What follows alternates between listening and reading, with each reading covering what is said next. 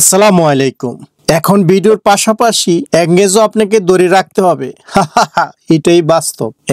ঠিক এরকম করে একজন ভিডিও করে, ওনার নাম হচ্ছে রিপন আহমেদ। তো জমি জামাতে ভিডিও করে উনি যাইয়া, কিন্তু স্ক্রিপ্ট নাই, কিন্তু সিকোয়েন্স নাই এখানে, এবং কিন্তু ডায়লগে নেই। শুধু এটাই বাস্তব।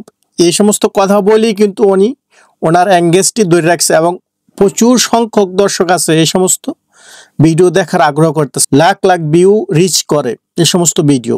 আপনি প্রচুর যদি ভিডিওতে, আপনার ভিডিওতে প্রচুর কমেন্টস আসে, ভিডিওর অ্যাঙ্গেজ ঠিক থাকে এবং ভিডিওর পারফরমেন্স ঠিক থাকে, সেক্ষেত্রে আপনি জমিতে করেন আর পাকে না যাই করেন ভিডিও, আপনার ভিডিওগুলো ভাইরাল হবে। এর জ্বলন্ত উদাহরণ হচ্ছে রিপন আহমেদ। সে প্রতিটা ভিডিও করে বলে হা হা হা, এটাই বাস্তব। তো এরকম করেই কিন্তু ওনার লাখ লাখ ভিউ সেরে যাচ্ছে।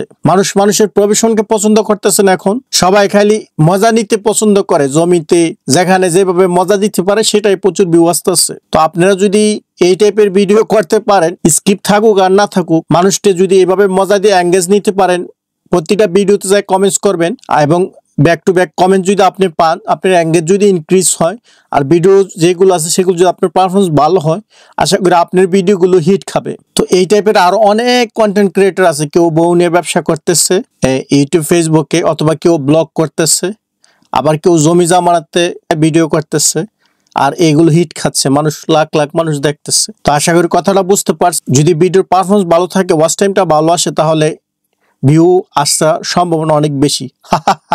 এটাই বাস্তব। তো ভালো থাকুন, সুস্থ থাকুন। সুস্থ থাকার কামনা শেষ করছি। আল্লাহ হাফেজ।